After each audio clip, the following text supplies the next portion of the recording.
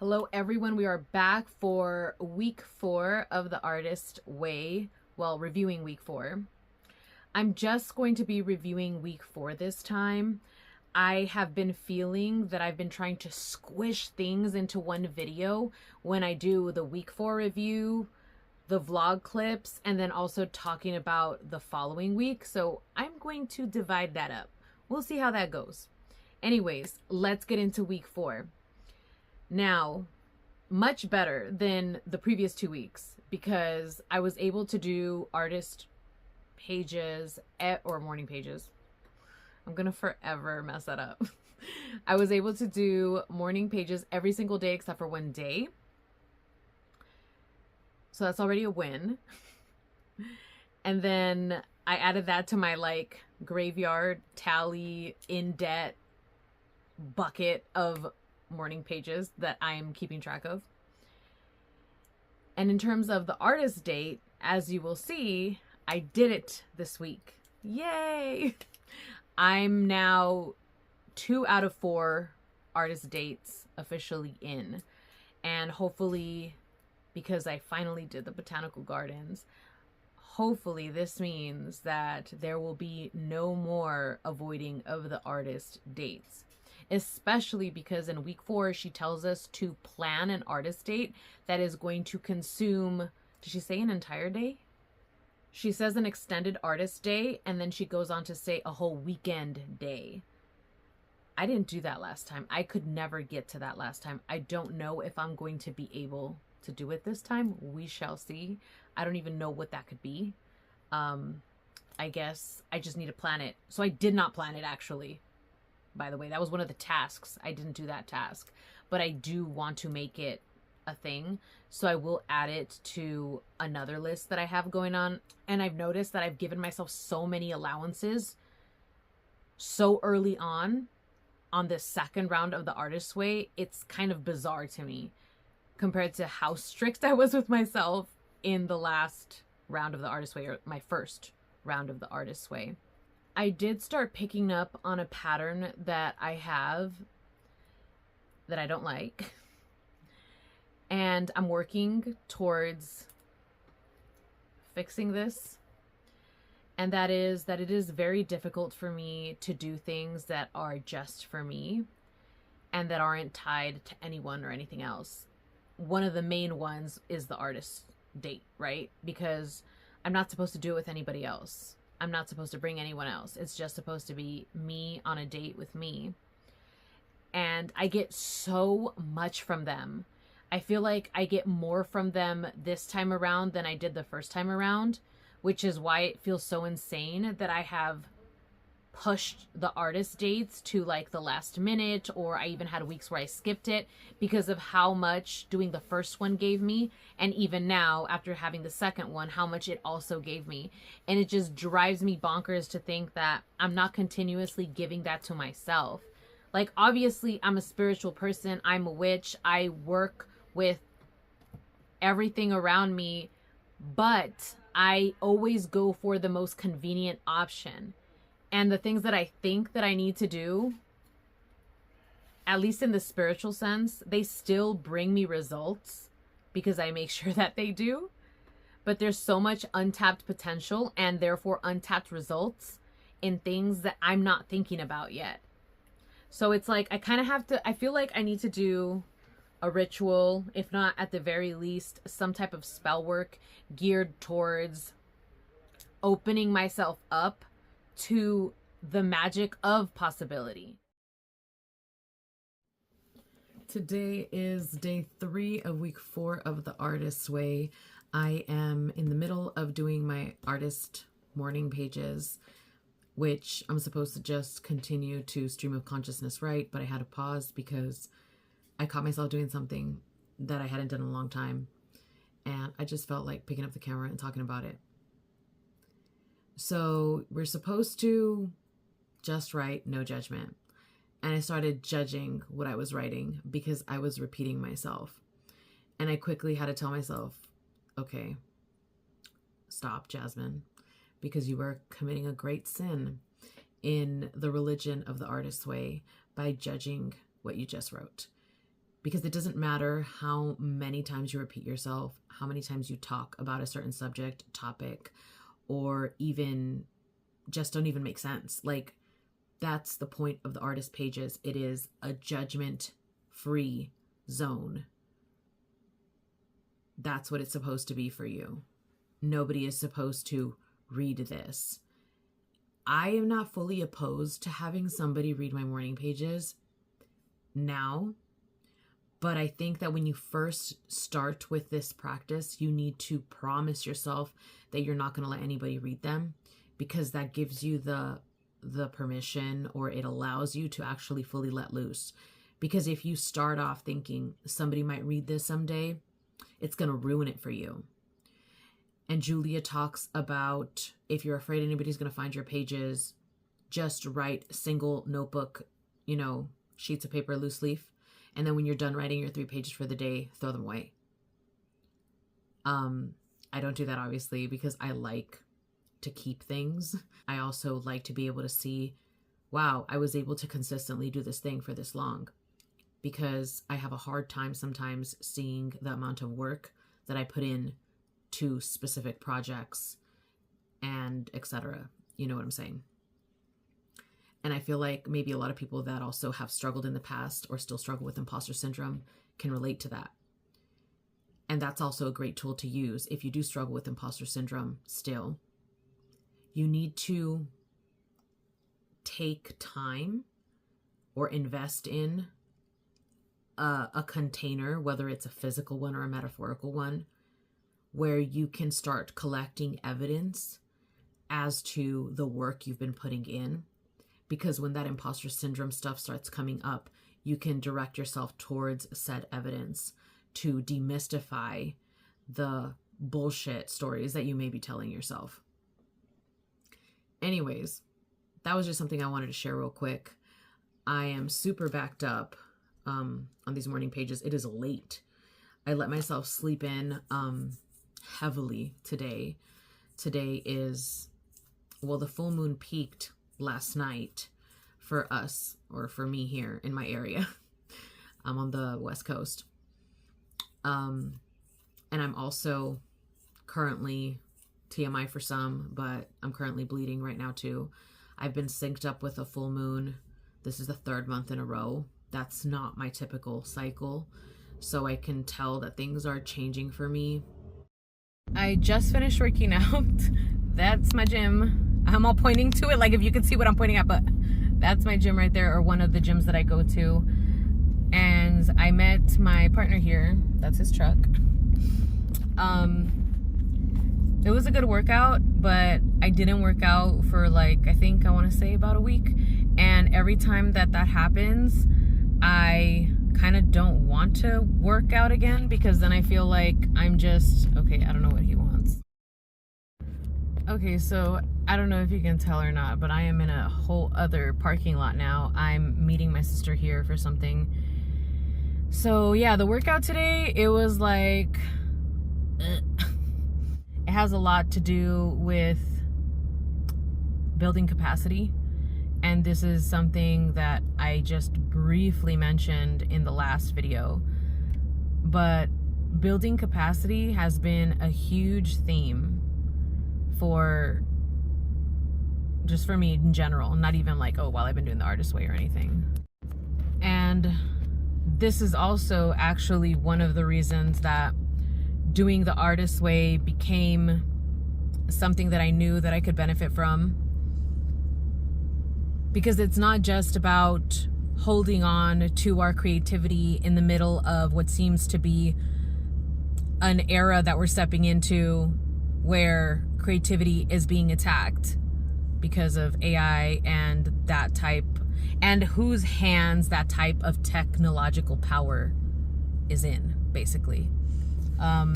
Because I do think that things can obviously be done better, and that AI doesn't have to be such a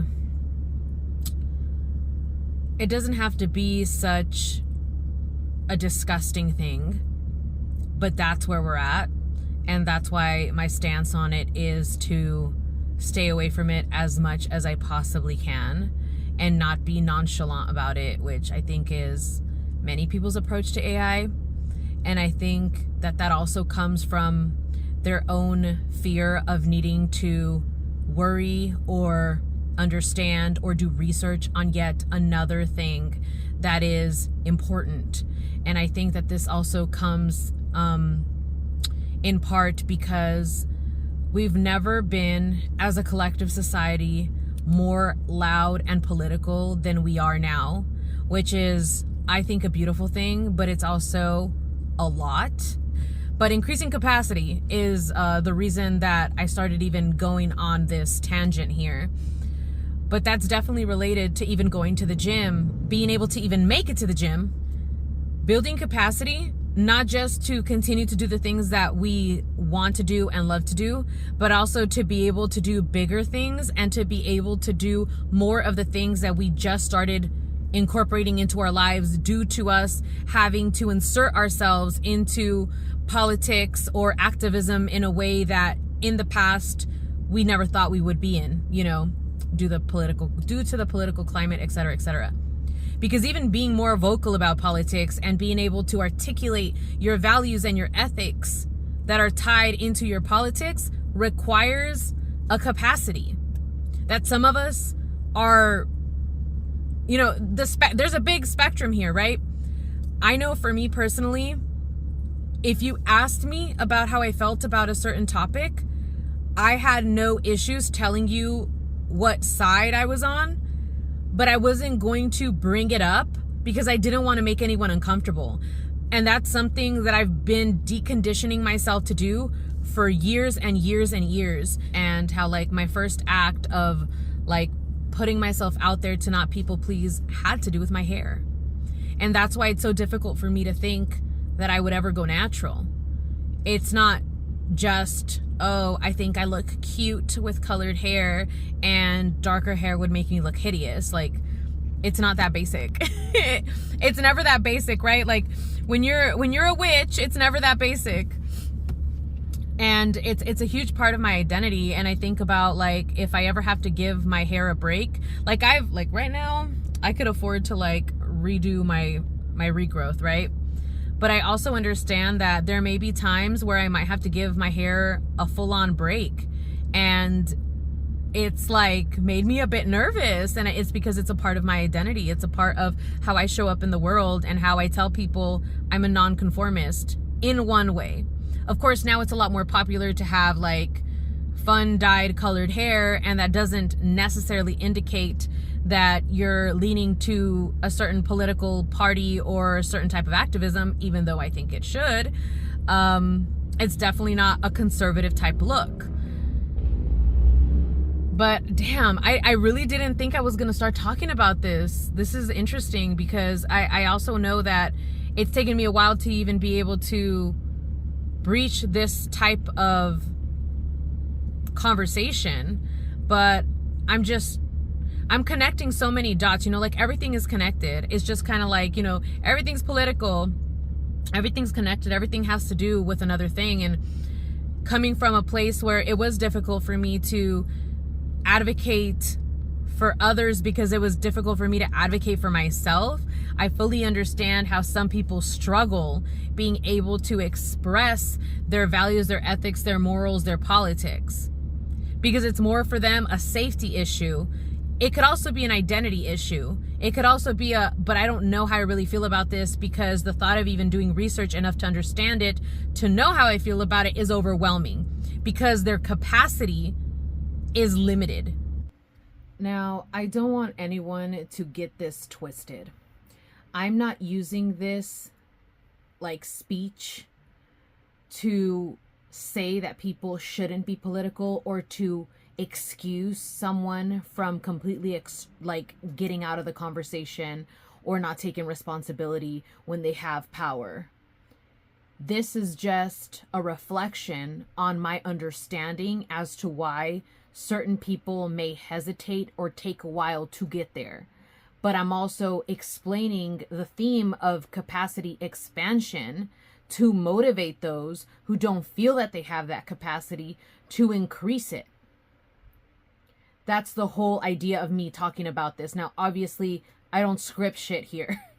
So things could get misconstrued, but I want to be very clear that I'm not excusing someone for not being political, because we are way beyond that now.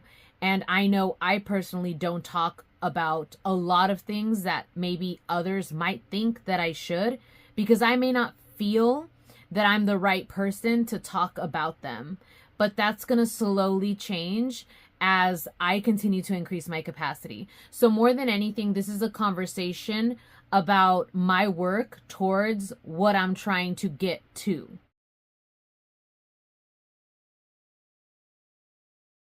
So increasing capacity has been a really big theme for me, because not only do I want to be able to do, it's not about productivity here, okay? I don't get that confused, because that's another thing too with the Artist Way. Is I had this issue the first time I did the Artist Way, is thinking about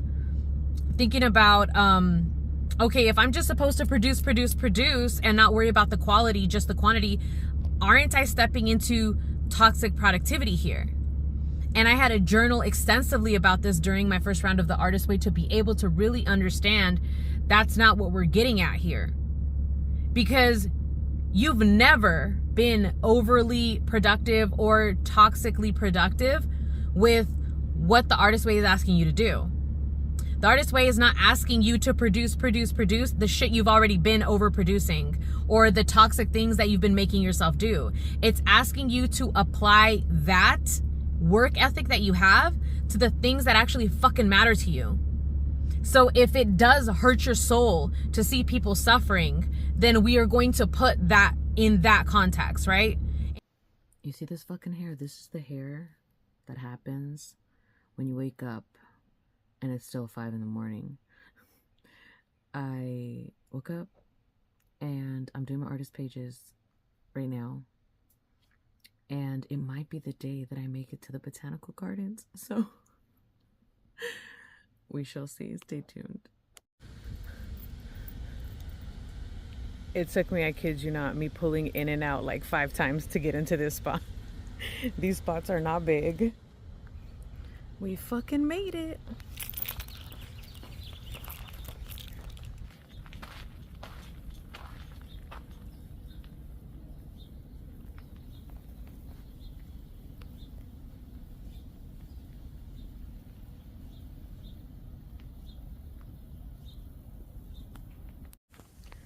Can you tell I live in Southern California?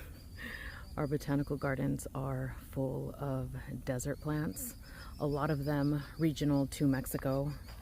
For example, this one from mainland central Baja California, which is literally south of the border.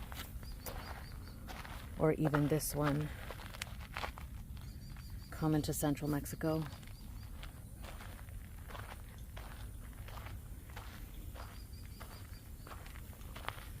It's just so beautiful to be able to see the different varieties of cacti. This one's Arizona and North Sinaloa. Sinaloa's in Mexico. This one's from Puebla, Mexico. See, this is a real flower, not like the glued plastic ones that they sell at the store. And there's there was a little guy in there.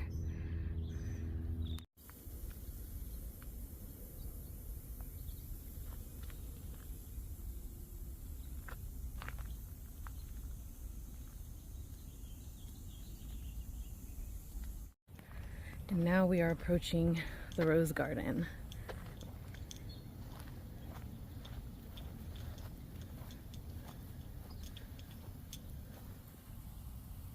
This one is so gorgeous. It's like ombre. That's the rose garden I was just showing y'all. Then we turn this way and there's more roses all throughout there. And here's D. Bennett miniature. I mean, look at that color. They're like highlighter colors. So gorgeous. I don't think I've ever come here in the spring. Like, yes, we're borderline summer, but I think all the other times I'd ever come here was like in fall or winter, like a weirdo. I just never made time to actually come during the time that I should have been coming the most. Wow.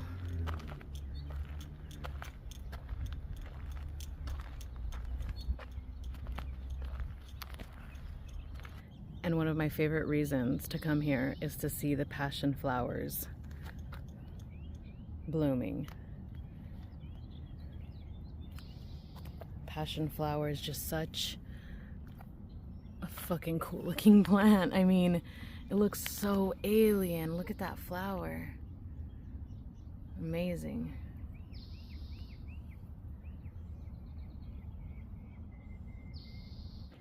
This is where I wanted to take my pause. This is the Ficus Grove. I've been here for a few minutes sitting down on the bench that's pretty much in the middle of the Ficus Grove, and I just hate that I don't do this more. I hate that I don't do this enough, and that I need to be doing something like the Artist Way to even do something like this. And as you know, if you've been watching my other videos, it's taken me weeks to get here, and it's not even 30 minutes away from my house. It's crazy. Anyways, I brought myself a peanut butter and banana sandwich.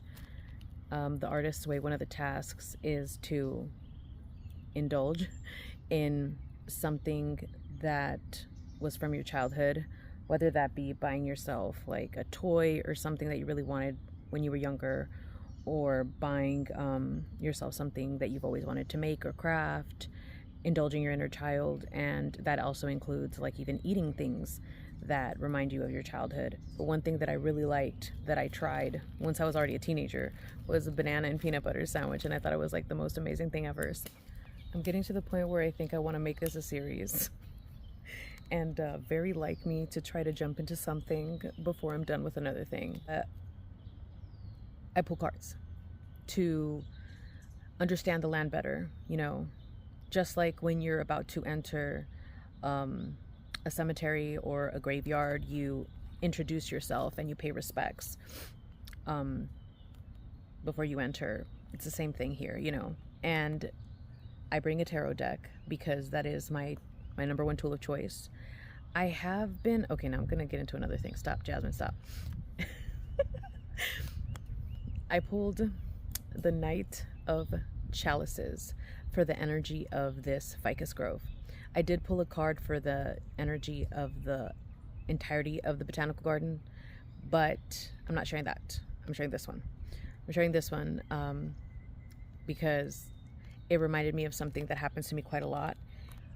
I'm superstitious at this point about not looking at the deck unless I absolutely need to while I'm shuffling, because I kid you not, it's happened to me so many times, it's a pattern now, that if I get a glimpse of a card, specifically when I first grab the deck and I look at the bottom of the deck, or if I accidentally peek at the bottom of the deck, I will shuffle the deck, and it doesn't matter how long I shuffle or how I shuffle it or how I cut it, I will pull that same card.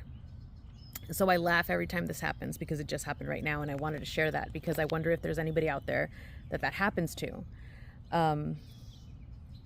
It almost feels like the deck was already showing you what you needed to see, and you still shuffled, so it's still going to show you the same shit. Like, but yeah, this was one of those moments where this was at the bottom of the deck. After I had shuffled and pulled the first card, I saw this at the bottom of the deck, and then I continued to shuffle and shuffle, and then I pulled this card.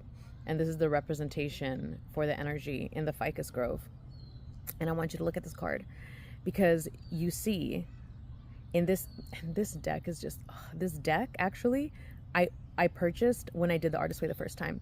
So it's very significant to the Artist Way period for me. But this deck, it's just so magical. It's so magical to me. And I hate these borders. Like, I wish the entire card was just the art and not this hideous, I don't know what the hell's going on, this framing that they did, whatever. And you see the knight off of his steed and pouring into the land, but also it becomes the land. Like what he's pouring into the land becomes the land. And this is very much what's happening here. In a, like, obviously, duh, they're trees. They give to the earth. They're part of the earth. It's because of them that we could breathe cleaner air, you know. But it's also very duh because I'm under this specific ficus tree, and it's like in the middle of dropping all of these little seeds or balls, or I don't even know what they are, to be honest. And it's just loud. Like, it's quiet here, but it's loud. So I continuously have to turn around because I'm like, is somebody coming up behind me? And no, it's just all these little balls dropping. And a few have already hit me. And it's just really funny. It's literally pouring into the ground. And when I show you the floor, you'll see them all over the floor too. So it's all of those little guys.